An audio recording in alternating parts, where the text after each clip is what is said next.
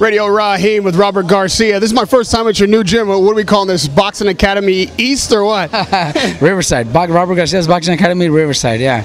Well, just like your other academy, it's got a cozy feel, very homey. It feels like Brandon's really at home here. How is this facility working out for you? You training here more now than in Oxnard? You know what, I spend the mornings in Oxnard and then the afternoons through nights here in Riverside. So it's mostly here in Riverside. I'm in Oxnard in the mornings from 9 in the morning to 12 p.m. I got most of my Russians training in Oxnard. Some Russians, Lithuanians, and different countries, but we all call them Russians. So to us, they're all Russians. So we got those guys over there, and then at 2 is when Brandon trains. At 4 o'clock, I got another group, and at 6, I get another group, and then at 8 o'clock, I get the last group when Chavez is training. Well, you not only have a Russian, but you got a Mexican Russian, Gradovic. We've seen him today. You know, he's looking bruised up, but he was, you know, he's a victor in that fight. Talk to me about why that fight was so tough for him. You know what? It's not that it was a tough fight. It's just Gradovic already keep having in his mind, because he was telling us in the corner, I could knock him out, I could knock him out. And that's all. We're not looking for the knock of Gradovic. We need the Gradovic, and we talked to him already. Me and Marcos talked to him after the fight. We told him, look, we don't want to. You don't need to be knocking guys out like Igis, Kovalevskis, or like, you know, those are all his teammates. Alexander Vozdik or Lomachenko, or, you know, Kovalev, who's a really good friend of his. You don't fight like them. You know, your fight is the way you beat Billy Dib the first time, the way you stop Billy Dib the second time, by throwing a lot of punches and staying busy and not giving your opponents room to breathe. That's his style.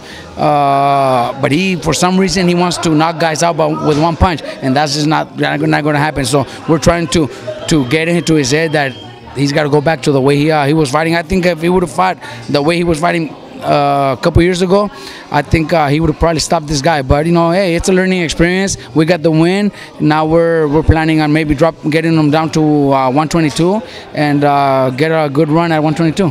Now 122, that seems like he may drop down because it gives him more power, more ability to knock him out. This is obviously a guy with a Mexican style and a Russian attitude.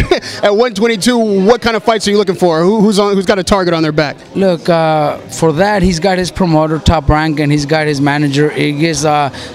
You know, I don't get involved in those decisions. I respect manager, promoter. They make their decisions. My decisions in the gym, they don't get involved either. So that's the way we keep it. You know, I don't want to get in nobody's business. You know, but whoever it is, you know, 122 has some good fights. There's a lot of fighters that Top Rank promote that could be good opponents for Gradovic. You know, you talk about telling Gradovic what kind of fight he needs to fight, where his advantages are, sometimes counter his mentality.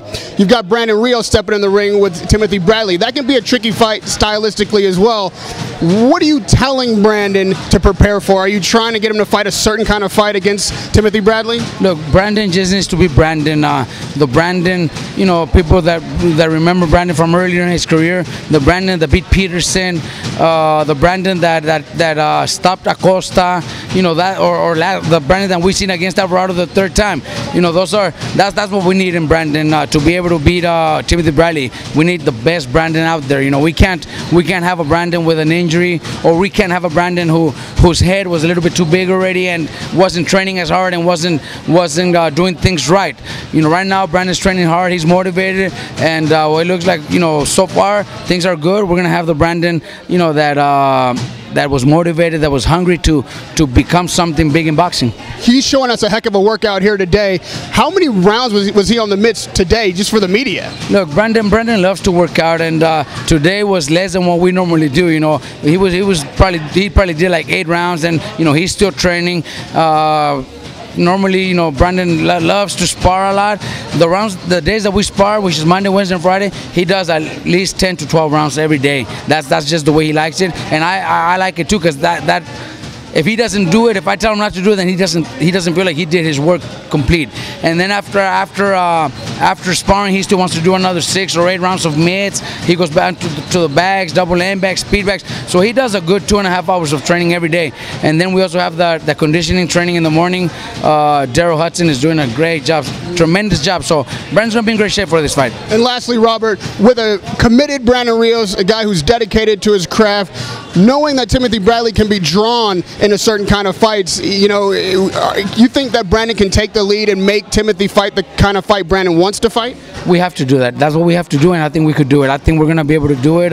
You know, Brandon knows the importance of this fight. You know, he wins this fight, and, you know, Cameron Duncan has already told me we don't want, Brandon doesn't need to know stuff like this because Brandon's focused on Timothy Bradley, and if you ask Brandon, he doesn't want to talk about anything else but Bradley.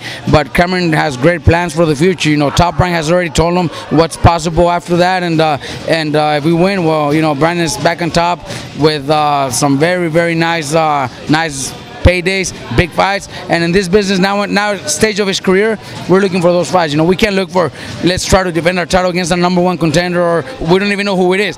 For us, it's gonna be whatever makes more sense, and that's Cameron's job. You know, the boxing fans love to speculate.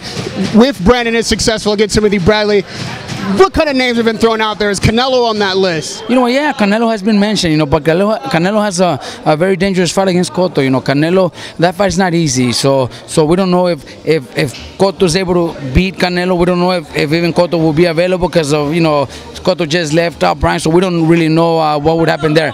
We're trying to just focus on this fight. Cameron has mentioned maybe a Cotto possibility. There's other welterweights that Top Rank has. There's also junior welterweights that Top Rank has. You know, that maybe at a catch weight or something. You know, there's some fighters out there that would make a lot of sense. So, you know, we just got to go through Bradley. You know, the fight's not easy, but Brandon's motivated to do it, and that's Cameron's job after. How low do you think Brandon can go weight-wise? What kind of catch weight can he make? Nah, look, I'm not saying we're going to do it, but if the offer was there and Brandon's able to become world champion at welterweight, then we could do, you know, a 2-3 pound, you know, under 147 to do a catch weight. There's some good names that Top Rank has that would make sense for us, and why not? I think Brandon could easily do it. You know, Brandon's been training hard, been dieting good. His last fight, he had breakfast the day of the weigh-in. So I think this time we're gonna have the same, you know, be in the same position.